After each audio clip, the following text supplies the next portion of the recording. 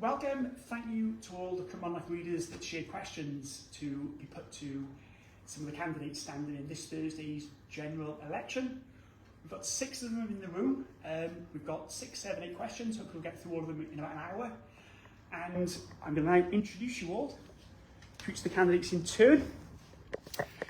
So, if we start on the left, we've got Nick Thomas-Symonds, Welsh Labour. We've got Matthew Jones, Plaid Cymru. We've got Lee Dunning, Independent. Nikki Brooke, Heritage Party. Brendan Roberts, Welsh Liberal Democrats. And Phil Davies, the Green Party. And we're going to start from left to right. If I can pass the microphone to you, Nick. And each of you gives an introduction, why you stand and why people should vote for you this Thursday. Well, thank you very much, Ben, and thank you for your work in organising this Facebook hustings. I'm Nick Thomas-Symonds, the Labour candidate for Torfaen. It's been the privilege of my life to represent my home constituency in Parliament as the Member of Parliament from 2015. I'm from Blaenavon and I live in Abersycon with my family. My children all go to local schools, and some of you may have seen me jogging in the very early morning around the beautiful Eastern Valley. I've been delighted and proud to serve you over that 9-year period. My constituency office has helped thousands of people, and I've been proud to use my voice on the national stage to deliver for you. Whether that's from changing the law on off-patent drugs to mean that repurposed drugs are available to help people with cancers, with Parkinson's, with MS, that is still now more and more of them coming available every month through the British National Formulary, through the work that I did, through fighting and winning a campaign to deliver millions, tens of millions of pounds for domestic abuse victims, and indeed supporting local businesses. I'm very proud, for example, to have Jerry Lawson, the owner of Frog Bites, endorsing my campaign on my leaflets. This Thursday will be about a stark choice. There will either be a Labour government in Westminster on Friday, or there'll be a Conservative government. On the opposition benches in Parliament over the past 9 years, I've had to watch the chaos. The 5 different Prime Ministers, the 7 different Chancellors of the Exchequer. It hasn't been politicians who paid the price of that, it's been working people up and down the country through increased mortgages and increased bills. This Thursday is a chance to turn the page, to vote for change, to vote Labour, and that is what I'm asking you to do. Thank you very much. Matthew Jones, Plaid Cymru. Thank you. Thanks, Nick, and thanks, Ben, as well, for arranging today. I'm Matthew Jones, and I'm standing for Plaid Cymru. I'm born and raised in Pontypool and now live in the big city lights that are Cymru, and very proud of Torfaen.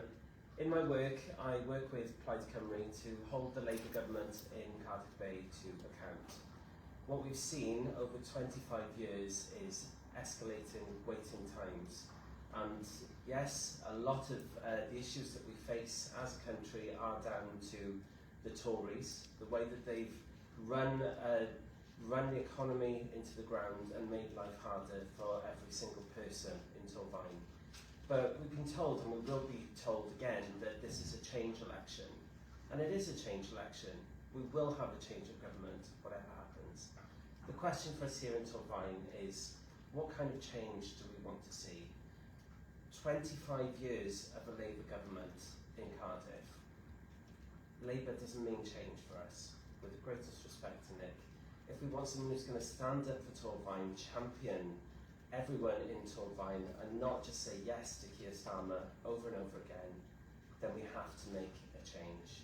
And for me, I hope that you'll see that Plaid Cymru is a great offer, and that we can offer to people the change that we do all need. Thanks very much. And Lee Dunning, Independent. Hello, thank you, Ben, for inviting me. I'm a little bit new to this, so please apologize if I stumble a bit, then please accept my apologies. My name is Lee Dunning. I'm standing in the general election. I'm representing no party. I have no party affiliation, and I've been labelled as an independent.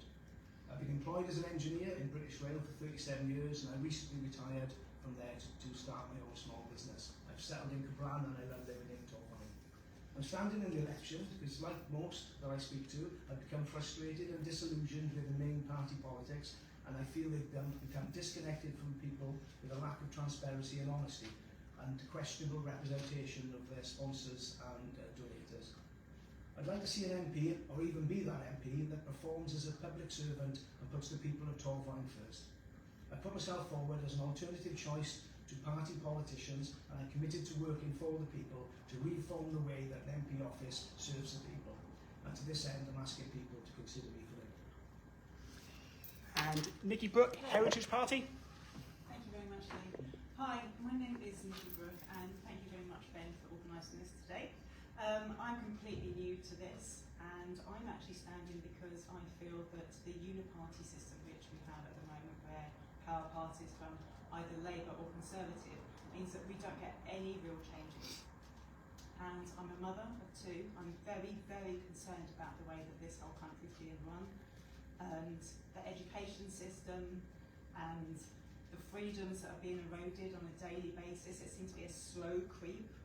Every day there seems to be something new coming up, where we just are having 15-minute cities, or there's various different things that I'm very concerned about. And that's why I'm standing, because I want to offer, very much like Lee, I want to offer people an alternative to what is actually, has always been in government. And I know from just walking around and speaking to people, that people are fed up and people do want change. And so that is what I'm actually offering to people. And Brendan Roberts, Welsh Liberal Democrats. Thank you, Nikki, and I just want to say thank you to Ben for doing this hustings or this Q&A event. It's a good opportunity for all residents to hear what we have to say.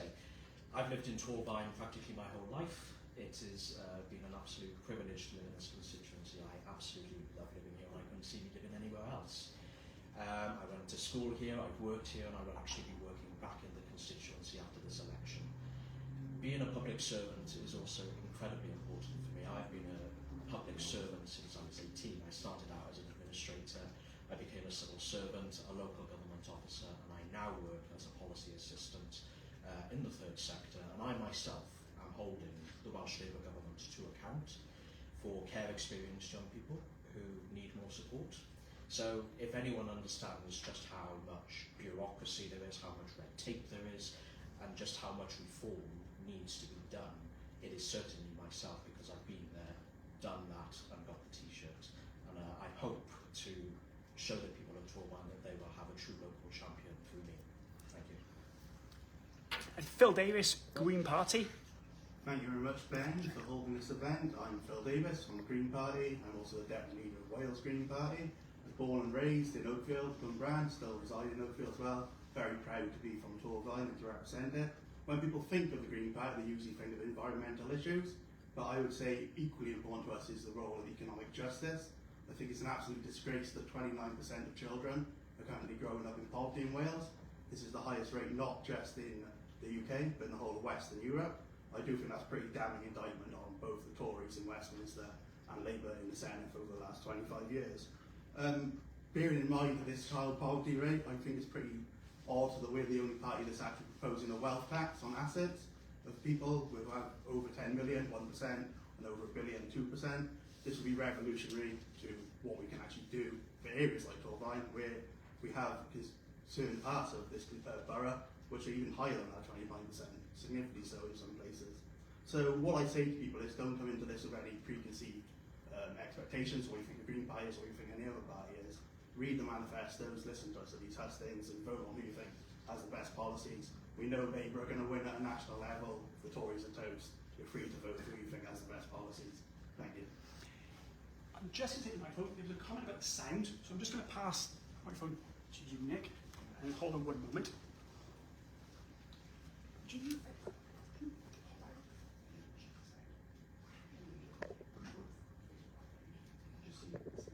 It's not on anybody, I've just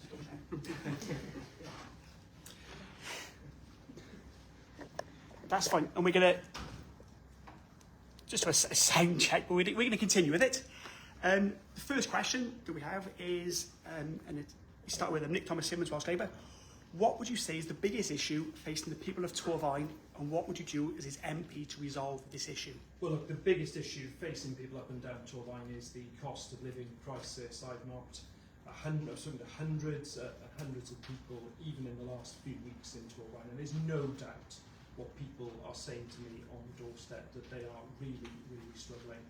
And the reason that they are struggling is because of the chaos that's been caused by the Conservatives at Westminster, and frankly, 14 years of economic mismanagement. And what that has meant is that they have failed to produce the growth in the economy that we have needed over the past 14 years to be able to properly invest in public services and to reduce the tax burden on working people. So what I am saying at this election is that firstly, what we want to see is people's household bills brought down. We have a specific pledge on the creation of GB Energy, a publicly owned energy company, which we believe can take hundreds of pounds, £300 a year off people's energy bills.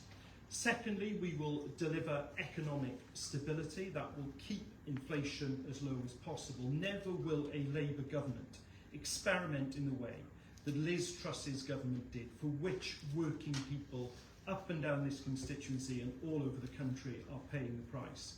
And in addition to that, we will make sure that you can have public services you can rely on. If you look at the National Health Service, satisfaction rates of the National Health Service were at their highest in the early part of 2010, because you'd had over a decade of Labour governments at both ends of the M4. And it is once again Labour governments at both ends of the M4 that will ease the cost of living crisis, keep your taxes down, lower your household bills, and deliver public services that you can rely on. Matthew Jones, Plaid Cymru. Thank you. Yeah, I do agree that the cost of living is the biggest issue that is affecting households throughout Torfaen. But one of the most shameful things, I think, one of the most shameful aspects of modern life in Wales is the incredibly high levels of child poverty that we're seeing. You know, a lot of the responsibility of bringing children out of poverty is devolved in Wales to the Labour government in Cardiff Bay. But a lot of the things that the UK government could do is end, for example, the cruel two-child cap that is keeping thousands of children in Wales, 65,000 children in Wales in poverty.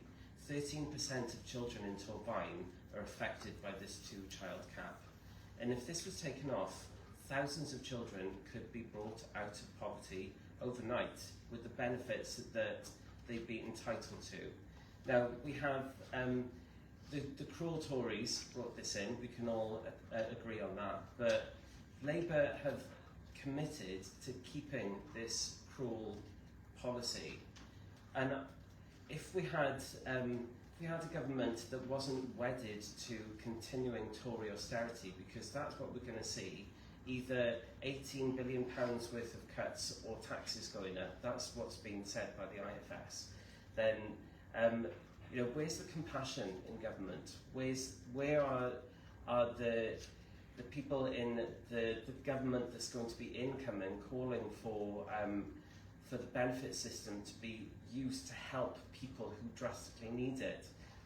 In the Welsh government, in the Welsh Parliament, Plaid Cymru went into a cooperation agreement over the past few years with Labour in order to bring in some policies that would massively affect people's lives for the better. One of the things that we managed to do was to get free school meals for primary school children, each primary school child throughout Wales. This is something that Labour voted against several times, even increasing to families that were on universal credit. This is the kind of policies that I want to see brought in government, and that kind of compassion, and you'll get that with Plaid Cymru. Thank you. And Lee Denning, Independent. Yes, I've been around quite a lot to talk to people, and for me, I agree with Nick, it's the cost of living crisis, the cost of everyday things, electric, fuel, taxation systems on that. The child cap, I think that's a good move to ease the burden with those with larger families. So I see that, and I think as an independent, when I look at the people that govern the country and what they do with the money, I have so many questions. I've only just started on this journey to look at where the money goes, what people do with it, and I'm still finding holes in what they say. So it's difficult to say to people that we will address your issues with your cost of living crisis when you can't justify where the money's going, how it's being spent, how it's being spent wisely. When you look at promises that people make in their manifestos, I've gone through them and I still can't work out where the money's coming from. I have a little bit of a financial background, so it'd be nice to say there's a great red policy, blue policy, green policy, or whatever colour you want to choose, and pick them out if it's right for the people. And I think as an independent, I'd be happy to stand up and support policies which I think support people with their money needs right at this time, and then stand up and speak out against those policies which will penalise those people, especially at the lower paid end. So I think that's the thing that we need to look at. There's been a comment about the sound, so I'm just going to do a quick change from this microphone. If you hold there, Nikki, I'm going to put in a little directional mic. 1 second. This is all part of the fun of doing something live. 1 second.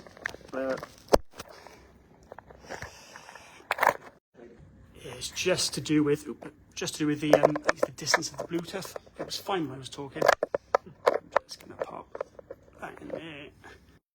Turn that this way. 1 second.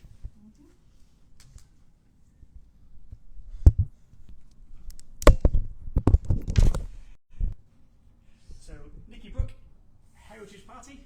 Excellent, okay. Yes, I think without a doubt the cost of living is something that's affecting everyone across the country, and especially in Torfaen there's nothing to be said against that. And I think that what we've found for very many years now is that governments are very free to waste our money. And billions, when I've looked into it, it is billions that is being wasted. It's not just a few million here and there. I had no idea just how much is actually wasted, and it's not just the Conservative government. It's been governments across, in history that have been doing it like this. So much money is actually sent out and put out into things like foreign aid, to the migrant hotels, or setting up non-government organisations where money is being spent, our money is being spent, and we don't really even know where it's being spent in these cases. And also the whole energy issue, this whole sustainability agenda, it's not good for the UK people and people of Torfaen. We need to abolish things like net zero and the 15-minute cities and the sustainability agenda, because it's not going to serve people. It's going to be more expensive for people to be able to, to live and to use, migrate over to electric cars and things, because they're going to ban the cars and ban how we move around. So I think there's a lot of worrying things that are coming down the line. And I think, like I say, I think if there was a government that was actually looking to properly spend money on what is needed, not what they decide, I think that is one of the most important things. And I think we could end food poverty. We could actually reduce, the waiting times in the NHS if it was actually spent on the things that we need, which are the very basic things. And when I looked at the Heritage Party, the reason I'm actually standing for them is because, to my mind, their manifesto is a manifesto that should never have needed to be written. It comes down to very basic needs of every one of our freedoms, of what we actually, as society, want our governments to actually do for us. Brendan Roberts wants to remember it. If I take the microphone, because we're using it. Oh, fab. Okay, fab. Thank you. So, as far as I'm concerned, I think the Lib Dems have consistently attempted to be on the side of working people. For example, let's start with the personal tax allowance. In 2010, David Cameron said that we could not afford £10,000 personal tax allowance. Nick Clegg got in and he pushed him on it. It's now £12,500, and when the circumstances are right, financially, we want to increase it again. The triple lock pension, again, that was a Liberal Democrat policy, and when other parties like the Conservative Party and even the Green Party have considered going down to a double lock pension, we have consistently stuck to the triple lock pension, and we will continue to do so. The windfall tax, all the other parties called for a windfall tax, but they seem to forget that it was the Liberal Democrats who called for a windfall tax, because we were the first party that recognised that these energy companies were raking in the profits and it was not going back to hard-working everyday people. And when we talk about jobs and wages, people need to be earning a good wage. We've said that any new apprentice going forward needs to earn the national minimum wage at the very least.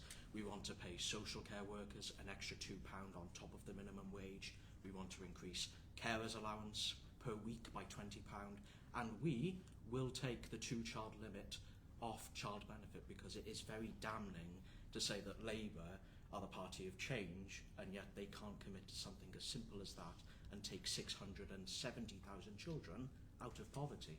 It's shocking. But that's some of the policies that we have to hand to the people of Wales, the people of the UK, and nonetheless the people of Torfaen. And Phil Davies, Green Party. Yeah, for me, I'd say the biggest issue is actually inequality. People say cost of living, but this is actually an inequality crisis. There's some people that are doing very, very well in today's society, which is why I talked earlier about bringing in a wealth tax, and we've been on about it is.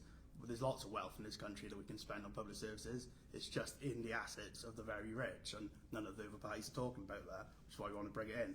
And by doing that, we'll be able to tackle this inequality crisis. For example, £15 minimum wage for everybody, end wage discrimination.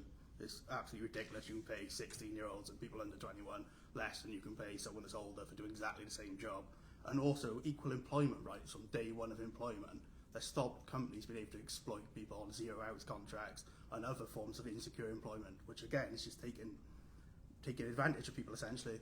100% agree with Plaid and Lib Dem, scrap the 2-child benefit cap, completely cruel policy, shouldn't exist. Devolve the Crown Estate, pretty obvious one. We're talking about GB Energy, and Nick was for Labour. I don't see how that's going to bring down people's energy bills. Devolve the Crown Estate. Why are we giving 20% of the profits of green energy that's produced in Wales straight to a billionaire monarch? It's completely ridiculous in the 21st century. Should have been ended centuries ago, that. On top of that, also housing. Housing's a huge problem, especially renters' rights. I mean, we should have rent caps, we should have rent controls. Labour voted against it twice in the Senate, unfortunately. I will praise Plaid for raising that in the Senate. It's a shame it was voted down. They have it in Scotland, or they did because of Scottish Greens. Yeah, we have loads of policies. Like I said, the best thing to do is read the manifesto. I've got way too many to actually even contemplate telling you now. I mean, I helped write the manifesto, but you have to read it. But that's what we need to do. We need to tackle inequality. If we don't tackle inequality, then things get worse and worse. Thank you. Yeah, and at this stage, for the people watching, in between each question, we give the candidates a chance just to discuss anything that others have raised. So, Thomas-Symonds? When the last Labour government left office, child poverty was falling, and the 13 years of Labour government previously brought levels of child poverty down. And the next Labour government, if we're privileged enough to form one, will have a strategy to reduce child poverty. I know the 2-child limit has been raised, but I can't sit here and promise things without telling people exactly where the money is going to come from. And when you look at child poverty over the past 14 years, it's risen sharply amongst families with people in work. In work child poverty is what has been rising. Now, we have to do a number of things to tackle that. We do have to ban Section 21 no-fault evictions, and the next Labour government, if we're privileged enough to form one, will do exactly that. And secondly, to tackle in-work poverty, we need to make work pay. And that does mean banning exploitative 0-hours contracts. It means banning the practice of fire and rehire. And it involves making sure that people do have proper rights at work from when they start. So that strategy to tackle child poverty is hugely important. It will be central to the guiding mission of the next Labour government if we are able to form one. Anyone else coming? If I could, We go here. yeah, Go just to say though, that in the Welsh government, where Labour's been in power for 25 years, how many child poverty strategies have been written and then scrapped when targets are not even going to be reached in any way? There's a lot of powers that have been given to Labour in Wales that they've not used, and that they're just passing the buck all the time, always pointing the finger at Westminster, when they could be doing things in Wales, as has been proven by bringing in free school meals for primary school children, as they could do further by expanding that to secondary schools. So there's a lot that could be done, and a lot of targets are not being met by Labour, and then they're just scrapping them. So sorry, but Matthew, look, child poverty was coming down in Wales when the last Labour government left office. And I mean, you spoke about things. You spoke about free school meals, which when of course when the cooperation agreement was in place, it was good to see parties working together. I'm just very sad Plaid's walked away from it. Brendan Roberts, Welsh Liberal Democrats. Yes, I just wanted to come back on the two-child limit. For one, it is very... I mean, Nick can talk about Labour's record for the past 13 years in government. I can respect that child poverty came down during that time, but look at Labour in Wales now. Child poverty is not coming down as quick as we would like it to. And then, with respect to Phil, he says that no other party is willing to talk about taxing wealth. The Lib Dems are talking about taxing wealth. We're just doing it in a very different way. We've said that we will reform the loopholes in capital gains tax. We will tax it in the same way that we tax income tax, or in the same way that we use income tax, because people are making quite a lot of money through capital gains and they're not being taxed perhaps as much as they should be. So we will close loopholes in certain tax structures and make sure that public services get the funding they need. Phil Davies, come back on from the Green Party. Yeah, just 2 points. So first of all, Brendan spoke about double lock on pensions. Yes, we will get rid of the triple lock and move it to double lock, but it'll still raise more than it would under the Tory triple lock because of our other policies, such as raising minimum wage. Other things, such as paying NHS workers more, which will bring up the overall wage rise, which brings up pension, because that's one of the two things it's locked on. The other is inflation, of course. So it's only getting rid of the 2.5%, which it hasn't actually been raised for by a long time anyway, because inflation's been so bad. And secondly, it was brought up slightly on green energy being more expensive. That's just factually untrue. It's the cheapest form of energy there is. Offshore wind and onshore wind are far more cheaper than any other form of energy. Just Ben, just independent. oh, thank you. Just a quick one. I mean, I don't want to slag any parties off or anything like that. Everyone presents their case for what's good, but it needs to be funded somewhere, and that money needs to come from somewhere, and there's a hole in what they do. So where you pay for something, like we do in our houses, we turn off our heating in the winter, heat one room because we haven't got enough money to heat it. So when it comes to managing money, we put people in power in a government to do that. And it was quite... Last night I got challenged because I quoted something online about one particular party donations, personal donations, and somebody challenged me to say, you've copied that, you need to check your facts. I went on the Electoral Commission, downloaded all the personal donations that people are receiving, and it's millions and millions of pounds that party politicians are receiving in personal donations on top of what we pay them to do the role, and then you ask where the money goes. Something to think about. Nikki, Brooke, Heritage Party. Coming as a newcomer to all of this, I'm listening to it. I don't even understand what you're saying about double lock and triple lock pensions, and I think that maybe there's quite a few people out there who don't either. I think that what we actually need is a complete refresh of all of this. You're talking about an extra £2 here, an extra £20 a month. That's not good enough. People want to see real change. Well, it's what changed them off Labour offering. But it's pennies, it's little bits and pieces that you're offering. It's like this. You mean £80 a month is not enough for carers? Carers are getting pittance. I think an extra £80 a month would certainly... I've been a carer. And I appreciate and that. And it's completely well below what it should be. I absolutely agree. And that's why at Davies' pinnacle campaign, this election has been social care. And it's a very big campaign for Jane Dodds, our leader in the Senate. It's a very big issue for me as a care experienced young person. You have local champions like me up and down the country who are committed to improving care, whether it's care of children, whether it's care of older people, whether it's carers themselves who need support. We are dedicated to giving as much support as we can. All I'm hearing here is just like the same. And it's just little bits here, little sound bites here. Okay. We need complete refresh of the whole thing, in my opinion. We'll move on to the second question. There's been a lot of issues or topics raised here, which I think we're going to come back on, so it's been a good opener, I think, just to get lots of things on the table. I'm just going to mention to people watching, there's 6 candidates here.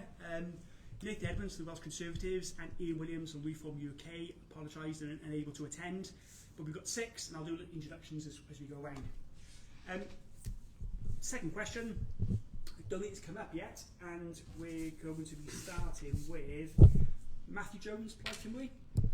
How do you feel regarding immigration? Yeah, okay.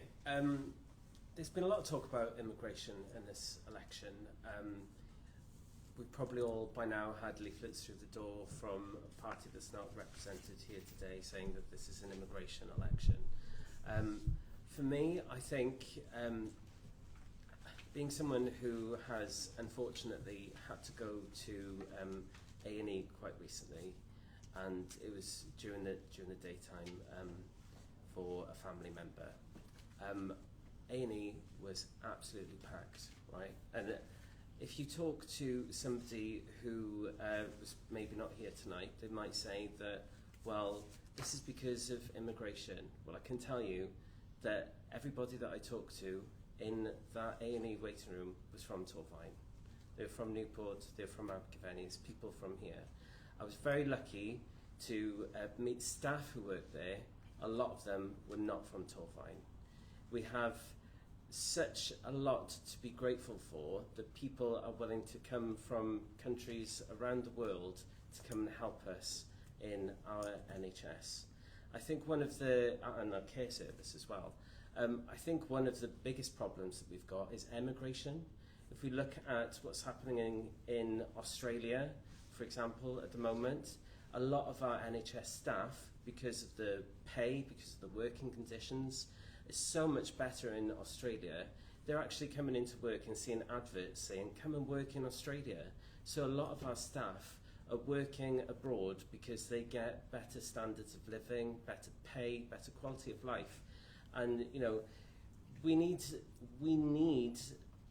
staff from abroad who are literally keeping our NHS alive, keeping our care service alive.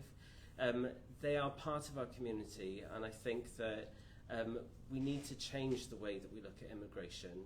If we're looking at people who are fleeing different countries, we need to ask why. We need to have a more compassionate outlook on this situation. You know, there's people that are dying in boats. That means that they need our help, you know, and that we should have everybody looked at on an individual case-by-case basis and given the compassion and respect that they deserve as human beings to be dealt with in any way that they need to be. So that's what I'm going to say. Lee Denning, Independent. Yeah, I'm glad Matthew mentioned about health services. I was sitting down last night, my partner's a nurse, and we were chatting about some of the issues there. And we were reading through the promises of the Labour Party in England about extra doctors and nurses. And I was reading an article, and I can't ratify the article, 100,000 vacancies of key skills in that particular industry. So I don't know how we recruit those skills. I've certainly met a few nurses from abroad that are on visas in this country and supporting that, and we've got to be grateful for that. I do believe personally, and I would look to see what the people say about how immigration works, but certainly I would like a country that is compassionate for those refugees and is understanding what a refugee is against an immigrant coming in. But one thing I do get from the people of Torfaen, whether I personally agree with it or not, is the stronger controls on illegal immigration, and people are very, very much keen to see that work. We've got one option on the table that is very questionable, but is seeming to be a deterrent, and I know that the possible incoming government are looking to do stronger things there. But I think that's any policy that supports reduction in illegal immigration, I think the people of Torfaen would support. I think we need a little bit more control over how we control how many people in the country, but certainly focusing on what key skills we need now, and that might be different in future years, but certainly that's what I'm hearing. Nikki, Brooke, Heritage Party. Yes, it's the Heritage Party's belief that we should be looking to document more and actually look at immigration more. And there's been over the last 20 years about 9 million people who actually come into this country. And like I said, I think we do need to have compassion for people coming in on boats. It must be an absolutely horrific experience for them to actually go through that. But we do need to be able to go through the proper processes with them. And the Heritage Party is looking to actually put a cap on the people, the immigrants that are coming in. So students and unskilled immigrants that are coming in, because it does actually have an effect on our own population. You know, my daughter's about to go to university in the next couple of years, and already there are, you know, immigrants coming in, students coming in who have, they don't need to get the same level of, you know, results that, you know, our our own population need to get into universities, and I think that's completely wrong and it shouldn't happen. So I think we're looking to put the caps on those specific kind of like immigrants and also skill up our own people so that we do have people with skills in this country who can do the jobs that we need to be done. Brendan Roberts, Welsh Liberal Democrats. Well, I think what I would start with is visas. The Liberal Democrats have made it very clear that there is a bit of a backlog at the moment with visas. And what we have said is, if we're talking student visas, for example, we would give that responsibility to the Department of Education to try and reduce that backlog, give them more responsibilities. We think that could work. If we're talking illegal immigration, stop the boats, this rhetoric, I personally will not trivialise such a complex issue. It's important that we get this right. Sending people to Rwanda, we don't think is the right policy. We have said that we will scrap that policy.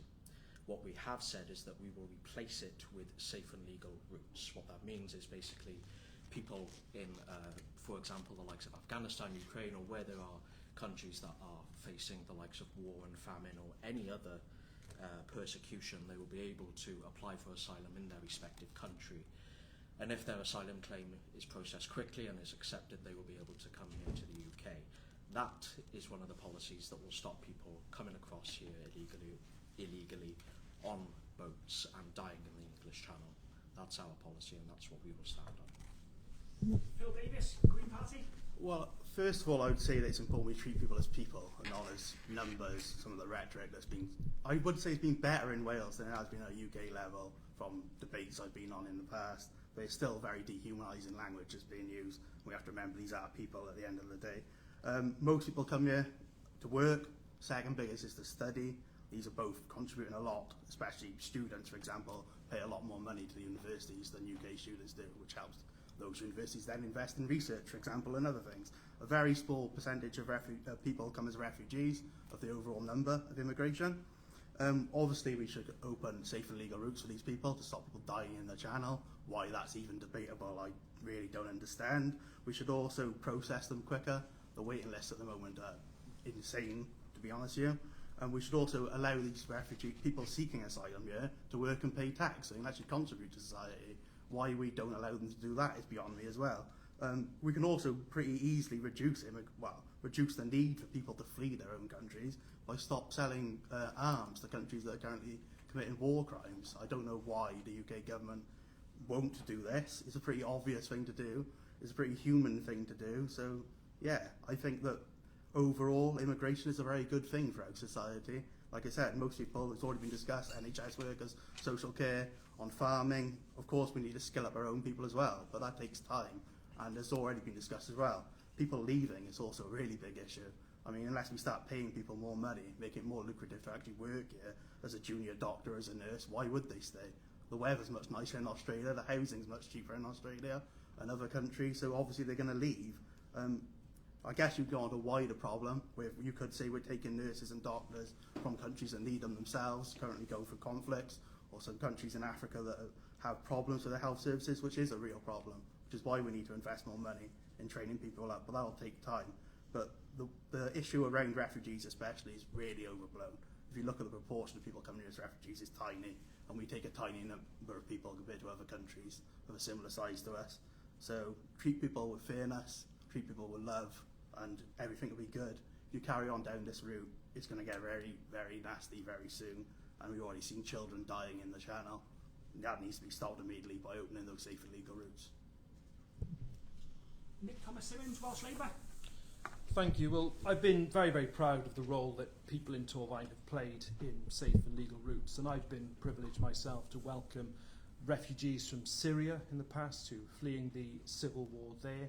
Also people from Afghanistan under the Arab scheme, people who were actually working as interpreters and supporting our own troops in other ways, to whom I think we have a particular moral duty.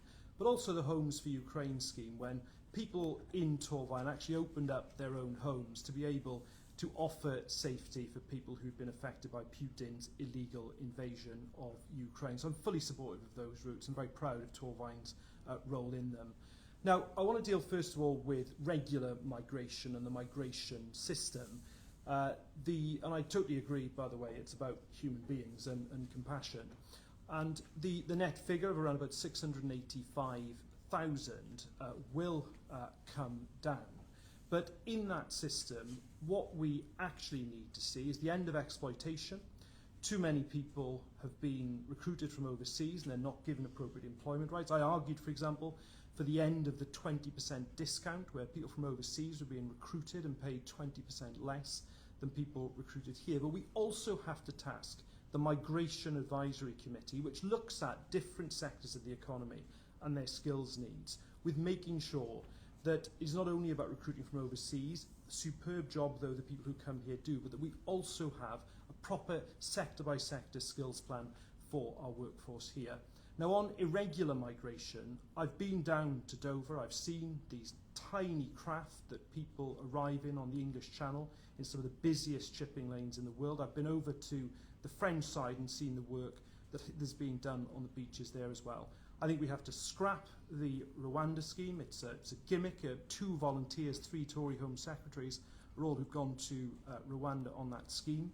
The money that's been allocated, the tens of millions allocated to that scheme, we need to redirect into a border security command that will bring together immigration enforcement, border force, Crown Prosecution Service International, but also our intelligence services as well, to work not only with the French, the Belgians, but across other countries where people smugglers are essentially exploiting people over thousands of miles to actually bust those routes. And when people do actually get here and in the asylum system, their claims need to be properly processed, and we need also to have a returns and enforcement unit so that people who are found not to be entitled to be here can then be lawfully removed. That was a question about immigration. Has anyone raised any points that other candidates have raised? Move on to the third question. We'll start with Lee Denning, independent. I'm going to read this out how it came in. It's a very personal question with the word I in it. Well, I'm not the I, it was the person who read it in. How can we bring, and again, I've mentioned the candidates, some of the issues obviously devolved, but being an MP for Torfaen, you work for all sectors of government, so influence carries throughout. This is about the NHS. How can we bring the NHS back to where it should be? I've worked for 40 years, paid all my taxes, national insurance, and I've needed the NHS twice in 2 years. And I've been told waiting times 129 weeks and 70 weeks. So I've had to go and pay a private hospital to get myself sorted. So how can we bring the NHS service back to where it should be? It's one that's very close to people's hearts, and when you knock the door, it definitely comes up in conversation. I'm frustrated, just like everyone else, when I try to get a doctor's appointment. The systems don't make it easy for me to get access to a doctor. But then I'm really impressed sometimes if I get a referral, and I've been recently a cancellation, and I was through quite quickly. So sometimes it can work really well for critical injuries, critical health issues, but then just routine stuff is really difficult. If we could make that more streamlined, personally I think that would work. I was speaking to a couple of people who press officers for the Grange Hospital, and like I say, my partner's a nurse, she's worked up there. We were talking about how we deal with communicating the right way of getting somewhere, and it's interesting to people to know that the Grange was never opened for, it was an emergency department to get people into there. I've got friends who work in the hospital service, and it's really distressing when you see like television programmes like we seen the other week about dispatch in Shrewsbury's, and we wouldn't like to see how a hospital's like that, but we don't know behind the scene what's going on. So I understand there's an issue there, but it's not all about money sometimes. I think the Welsh, when I looked at the money that the Welsh government place, it's a large percentage of their money goes into healthcare here and NHS, and we don't see, and we are living under that regime. So I do struggle when I hear a positive message about a new government changing all that, and I think, like most people, we have our concerns. I think, for myself personally, without a great party policy, I'd just like to see the right to money put into the right place, if money is the fix, but certainly to dive down a bit deeper, how we structure the delivery of that. People say there's too many top-heavy people in there, not enough people on the ground doing the work. So there must be a better way of doing it. I'm not sure I've got the answer, but when I start hearing people give me hope to move it in that way, that's what I'll be supporting. Nikki, Brooke, Heritage Party. I think foremost there needs to be a drastic change in how money is actually spent in the whole of the UK, not just Torfaen, but on where we actually put the money. If we could then, redirect that money into the NHS, I think that'd be really useful. I think also the Heritage Party are looking to encourage more preventative medicine so that people actually can live more wholesome lives and it's not all just pharmaceutical based. Also, people who are coming to this country should have to take out medical insurance before they come here, so that if it's an accident, obviously, that then they can actually get health care, but they don't go into our healthcare system in that same way. So I think they're the main sort of like issues. Brendan Roberts, Welsh Liberal Democrats. Well, I think it's first and foremost important to understand that whilst health is devolved, any extra money that is spent on healthcare in England, some of which will come to Wales. The Liberal Democrats have made very clear that we want to employ 8,000 extra GPs, and we would hope that any extra monies that do come to the Welsh Government, the Welsh Labour Government would be smart enough to invest that in more doctors. But I also think it's important to understand that not only do we have a crisis in the NHS, we have a crisis in social care. We have people who are staying longer in hospitals than is necessary because they perhaps don't have a care package in place as quickly as they would like. The care is not in the community, and we need to try and get people the care they need in their homes, in their community, so they are comfortable. Hopefully freeing up more space in our hospitals, hopefully freeing up those waiting lists and giving people the health care that they need in enough time. Phil Davies, Green Party. Yeah, so obviously it's a devolved issue, so a lot of this is down to the Senate rather than Westminster, but obviously the money is decided by Westminster. The Green Party would put more money into the NHS than any other party, which would result in at least 2.5 billion additional funding a year for the NHS in Wales, which is really important. It's also what We Own It, who's fighting to promote the NHS and keep it out of privatisation. We're the only party that's been backed by them because we're agreeing for their 2.5 billion additional money for the NHS in Wales. We have a much older population than England, which is obviously a problem as well, which also brings up the waiting list, which is why we need more money, more staff, more services. Social care, 100% agree. It's not good enough at all. It needs to be brought in more in line with the NHS, really, and needs a lot more money and investment into it.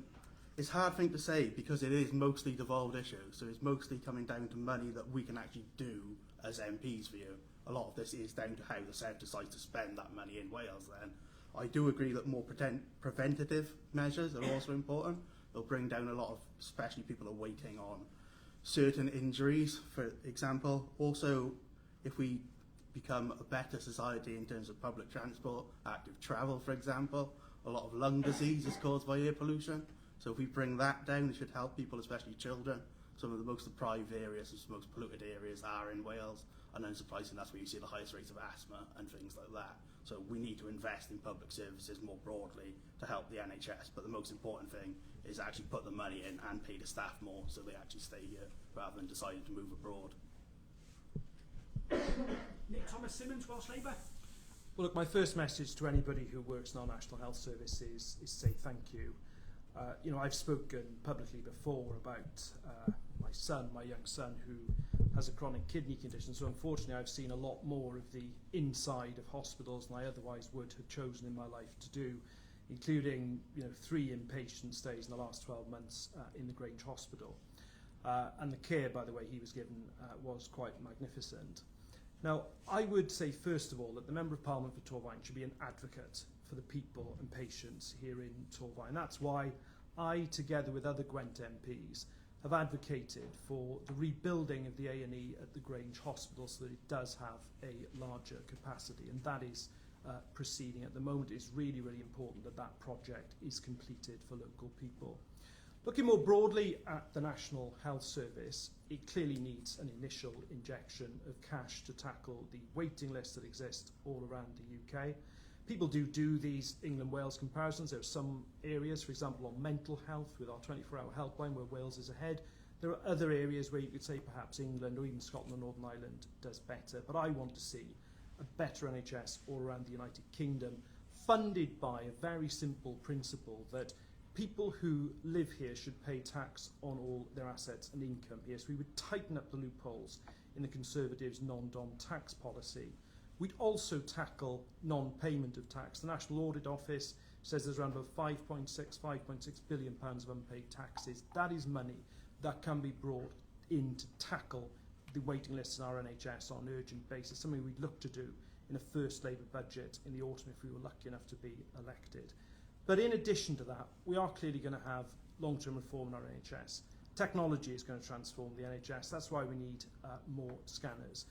Personalised medicine, I've been privileged to see some of the research that is going on into cancer. So we'll be tackling cancer by the personal nature of the tumour, not only by the area of the body that it affects. But we also need to reform social care. And on social care, we need to say fair pay agreements in the sector itself so the people who work in it are properly remunerated for what they do. And secondly, we need to move towards a national care service, and we need a national set of standards. Too often I've spoken to carers who are allocated within their day tiny numbers of minutes when they're expected to make journeys between patients that realistically they could never do. So it is both about an immediate cash injection, but it is also about that long-term reform of health and social care that we need.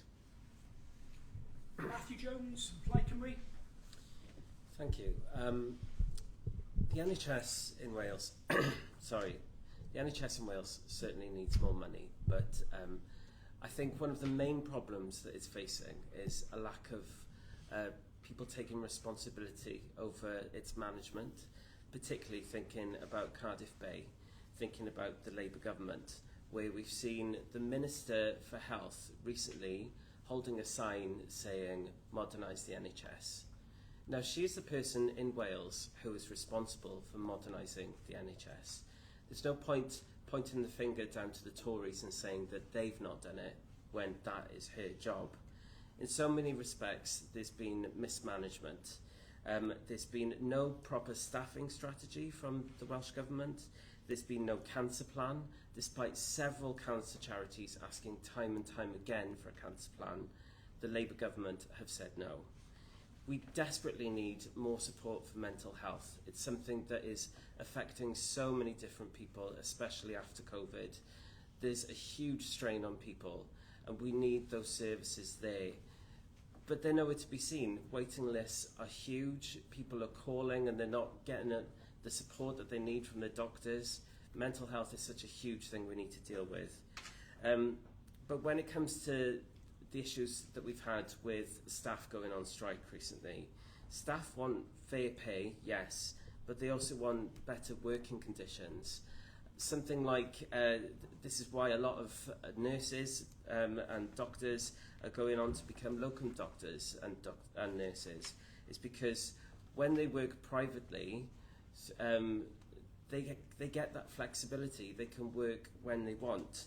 But if the Welsh Government gave them that flexibility within their work, it would save the Welsh Government hundreds of millions of pounds that they spent on private companies filling that gap. And most of that money is going to private companies, not to the staff that are filling that void.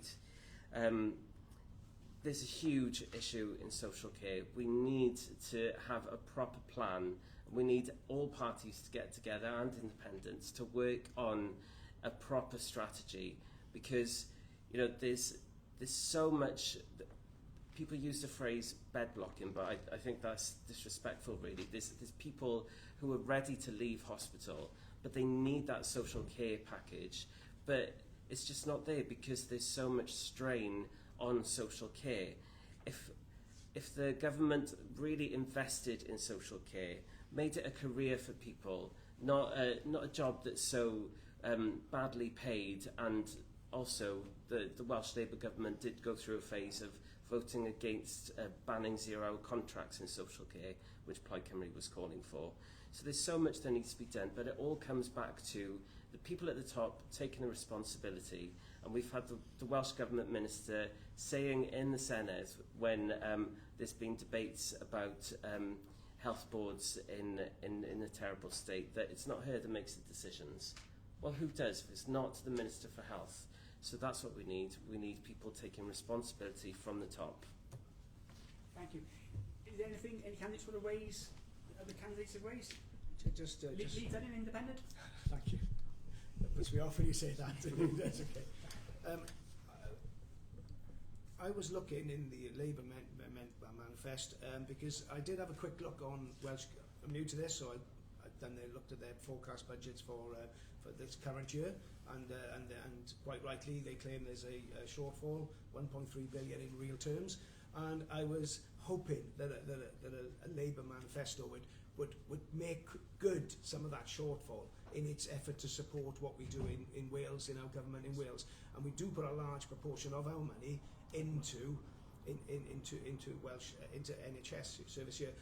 I've looked at it hard, Nick, and I have looked at it hard, and there is more money coming in, but it's coming in specific areas. So when we look at block grant funding, I think we're still going to have a shortfall. So I think we're still going to be short on the money that we might need, if money's the answer, to deliver for that in Wales.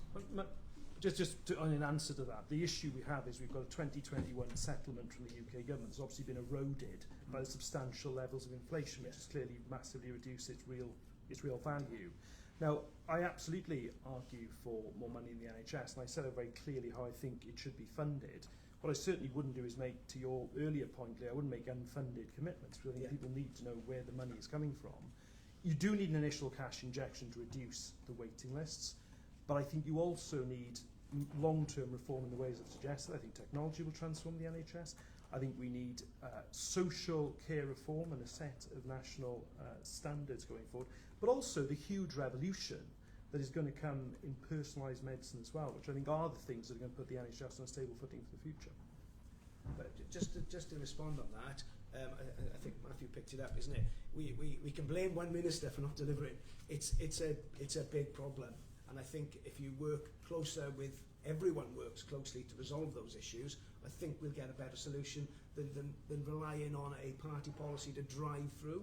I think we might need to share a bit more. On social care, I think certainly, and I mean, generally I thought Davies spoke very movingly, by the way, about the care for his son John in the course of the general election. I think with social care, certainly, we do need to look going forward how all parties can come together and contribute to a longer term plan, because governments do change and you need to see something that is sustainable. But for me, the crucial thing is to start that journey for status, fair pay and standards for those who work in our care sector, which is hugely important. But secondly, to move towards a national care service and universal standards, which I think is vital.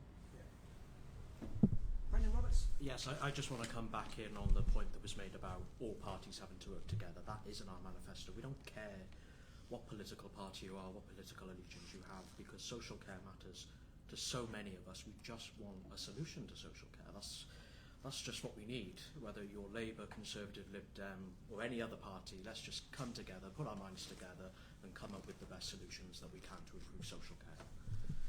Thank you. The next question is around cost of living crisis, and we're going to start with you, Nikki, Brooke, Heritage Party. Energy, groceries, council tax, mortgages, mobility prices have all increased, yet this doesn't reflect in people's pay packets or income. With the cost of living crisis, how will you change and support those who are struggling to make ends meet? I think it's quite a challenging situation for a lot of people, and I think the things like the energy companies, when they're reporting great profits, and we're all struggling to pay energy bills. Also, you've got the supermarkets; they've got their lovely food banks, which are sitting on as you sort of go past checkout.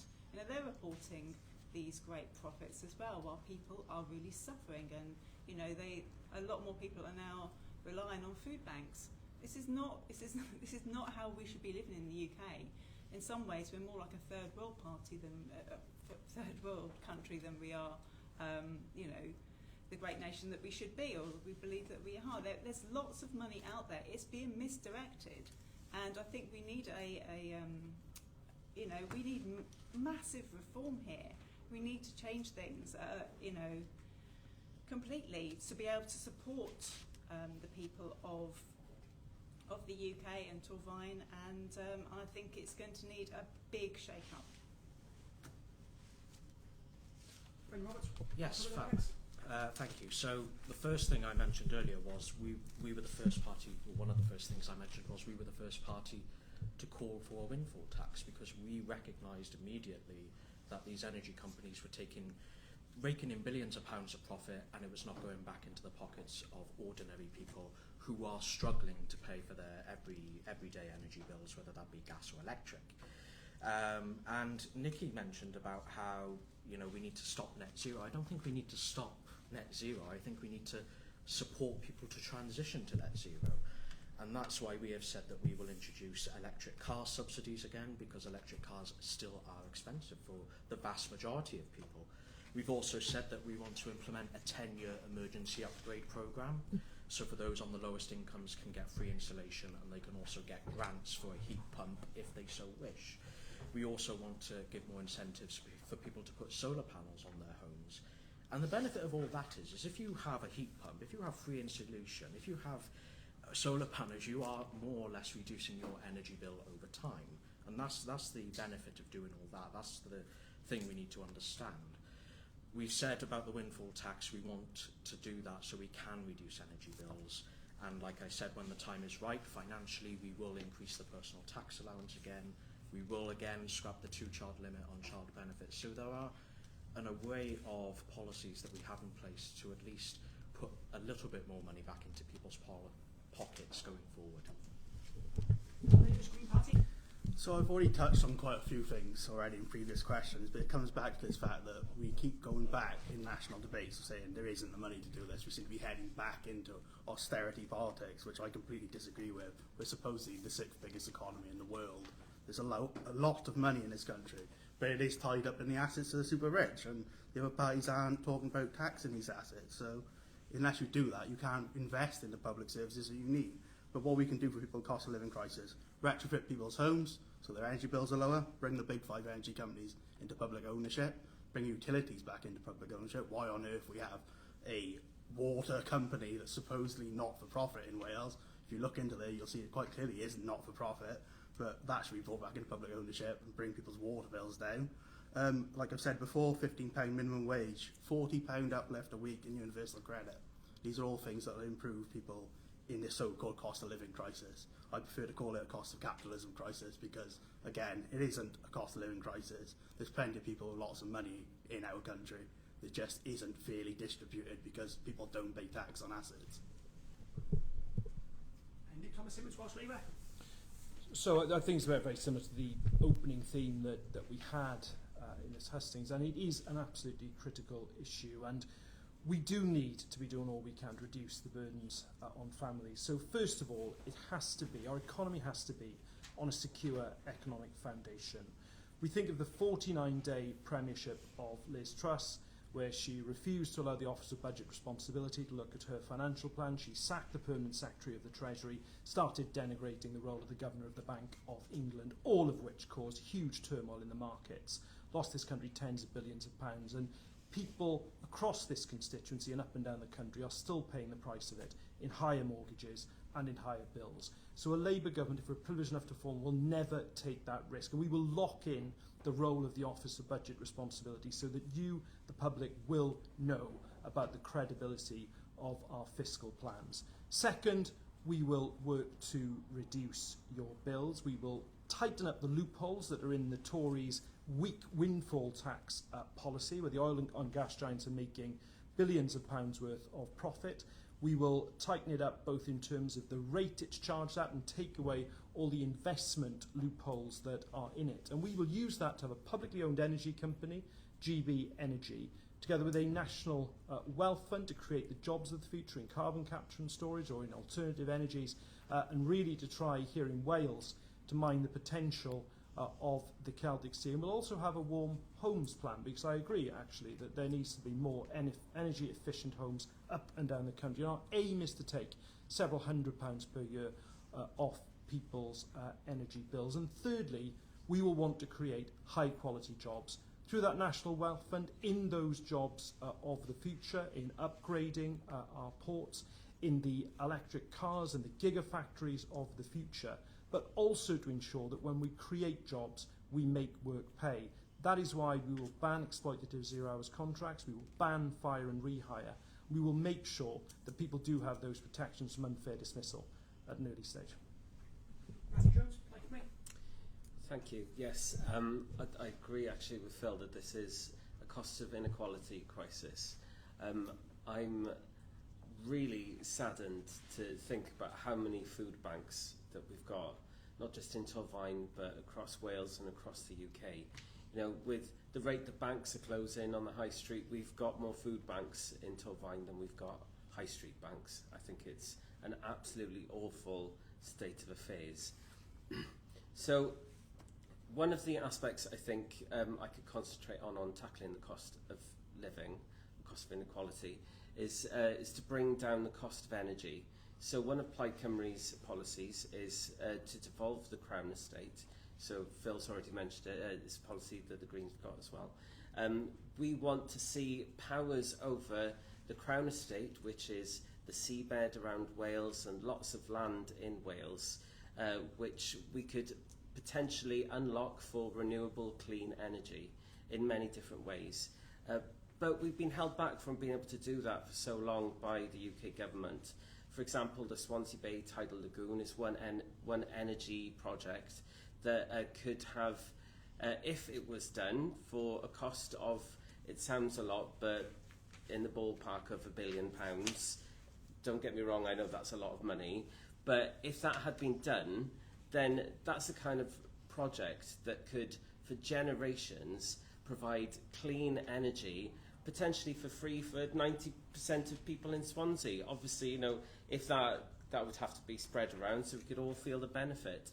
And I think that's the point, is that we've got so many things that we could develop for clean energy, but when we do this at the moment, the wealth and all of the energy that's created is taken away from Wales, it's taken away from our communities. We need to develop more of these projects and have the people who live near these sites and people in the communities who decide that they want these renewable energy projects near them to feel the benefit. And that's something that I want to see more of, because we can't have, in this day and age, another coal revolution where all of the coal was extracted from Wales and no communities felt the benefit. They only got the downside of working in these coal pits. So we need to make sure that we have an energy revolution, a clean energy revolution, that we can all benefit from. Independent. Thanks, Phil. Just to pick up on that one, I've had lots of people coming back to me about some of the green projects in the area, and I think we just need to be mindful when we're scrutinising and analysing these type of projects that those who are affected most negatively by it are also seek to gain more positively by the impact. I think that needs to be balanced out when we do look at them, and look at any alternatives that people are suggesting there. Just to pick up, we covered cost of living in the first question, but I do like what Phil said about fairer distribution, and you'd like to think that the government would look at fairer distribution, especially for those who are lower paid, and that's where the focus should be, in equalising out, if you like, how the wealth gets distributed. So the things that I would look for is a tax regime that benefits those at lower paid, so a tax code increase, as Brendan suggested, seems a good place to start, straight at point of earning, if you like, there. I think we've heard some good stuff about, and I'm from a railway background, so I'm for renationalising the railway, but certainly energy companies, I'm not hearing the right thing coming through on the green energy as yet. There's more of a research, lead-in development type company project, and maybe not directly owning utility companies to give back to the people the critical services. Because it's like quite alarming when you see electrical companies making electrical distributions, making lots of profits, and then us having to pay higher electric bills. And I think that could be something we could look at a bit more.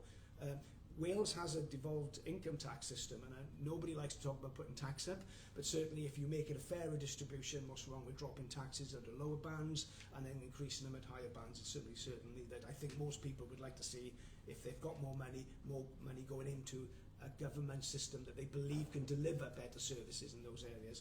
And one more thing, if I may, is mortgages is close to my heart and close to everyone's heart. Once you come out of that fixed rate, it's a total disaster for your cost of living.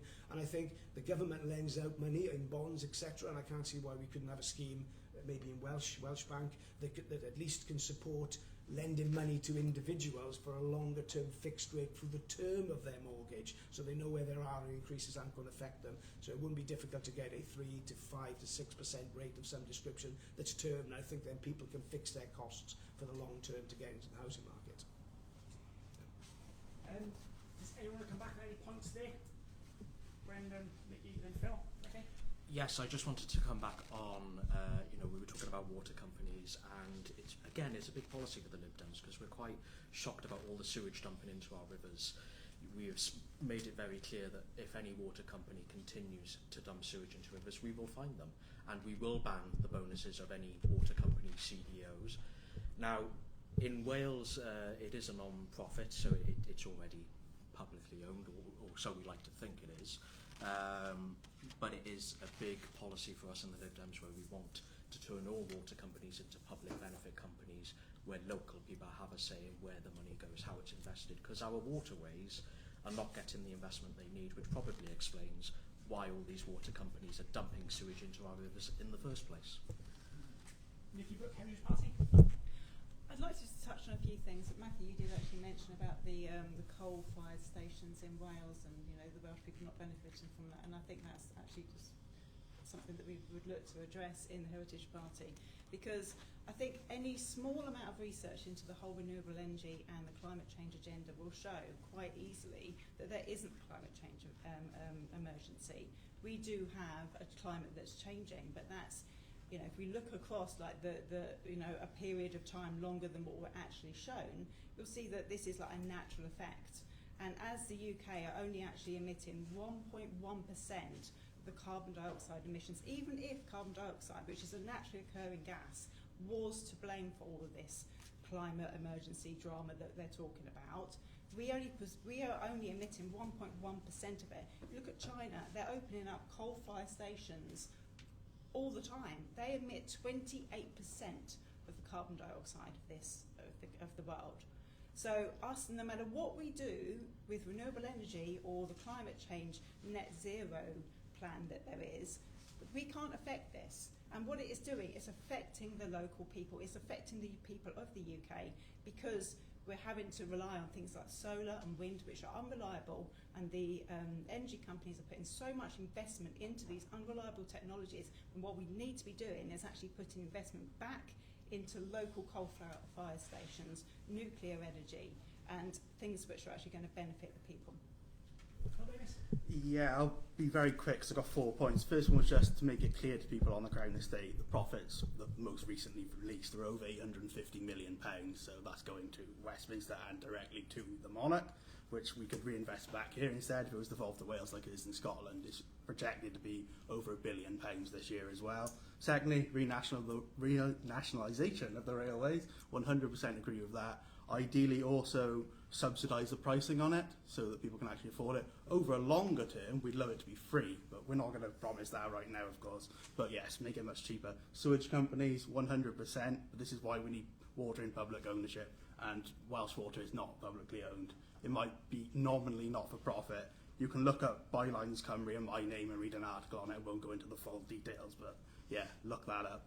And then lastly, on that 1.1% figure of the UK of emissions, that's also a false figure, right? Because we don't manufacture the goods that we buy in this country. A lot of these are produced in China, which is why they figure so much. But this isn't like a true reflection of what people in the UK are actually contributing to that climate, because they're buying the goods that are manufactured abroad and using those goods. So, but also, it's a global issue. Every country needs to do this, of course. But we can't put pressure on countries. We don't do it ourselves first. And like I said already, it's also the cheapest form of energy, by far the cheapest form of energy. So if people are worried about a cost of living crisis, this is what will reduce your bills the most. Anyone else want to come back? That was the final question. I hired the room for a few minutes longer, so we've been kicked out. It was my fault. I do apologise. But we're going to have just a brief sort of summary. We'll start with you, Brendan, because you would have been next on the question list. Just a final, 30, 45 seconds. Okay. About Thursday, why don't you vote for you and the Welsh Liberal Democrats? Okay, so on Thursday you have a choice. More of the same old status quo politics, or politics that offers real hope, real change, and a fair deal for you and your family. We all know Britain is broken, and first we need a party that will make everyone's vote count by changing the voting system. A party that will also tackle the big energy and water companies head on to give you your cheaper bills and clean rivers. We also need a party that will not trivialise immigration, and a party that finally recognises not only do we have a crisis in the NHS, but in social care too. That party is the Liberal Democrats. So if, like me, these are some of your top priorities, and you believe Torfaen deserves a fairer deal, vote Liberal Democrat on Thursday. Thank you. Phil Davies, Green Party? Yeah, 100%. On Thursday, you've got a completely free choice. We know Labour are going to win nationally. This seat, Torfaen and its predecessor, has been a Labour seat for over 100 years. So like I said at the start, read the manifestos, listen to what we all said tonight, and make your own choice about who you think is offering you the best deal. But I truly do believe the Green Party is offering that deal. That's why I'm in the party. If someone else was offering a better deal, I'd happily join their party or become an independent and vote for Lee. But I believe we have the best policies on this, which is why I'm standing as a Green Party candidate. We need to tackle the environmental issues. We need to tackle the cost of inequality, cost of living, whatever you want to call it. But these are all interconnected as well. We can't tackle one without tackling the other. And that's the fundamental basis of what green politics is. So, like I said, look me up, look up the other candidates, make your own choice. We know Labour are going to win anyway, so vote with your heart, yeah. Nick, Thomas-Symonds, Welsh Labour? Well, I think there is a very simple question for everybody going to the ballot box on Thursday. Do you feel better off than you did 14 years ago? And the overwhelming answer that I get on the doorsteps to that question is no. And the overwhelming sense that I get is that it is time for a change. But that change can only come about if people go out and vote for it.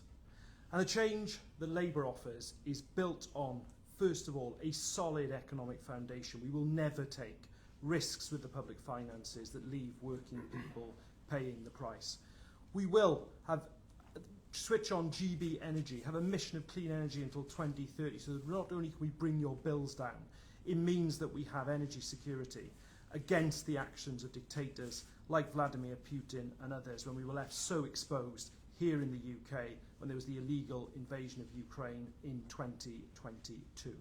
We will create a border security command to tackle the issue of the small boats on the English Channel. We will tackle anti-social behaviour, both by ensuring that those people who are engaging in antisocial behaviour do have to actually engage with youth offending teams, but tackle the underlying causes of antisocial behaviour as well by investing in our youth services. We will invest in education by closing the VAT loopholes that private schools enjoy, so we can spend that money on more teachers and mental health support in our state schools, where 93% of our children are actually educated. And we will invest in our National Health Service to bring down waiting lists. That is the change that is on offer by voting Labour on Thursday, but that change can only happen if you come out and support us, and that's what I ask you to do. Matthew Jones, Plaid Cymru? It's a time of huge change and we desperately need it in Torfaen.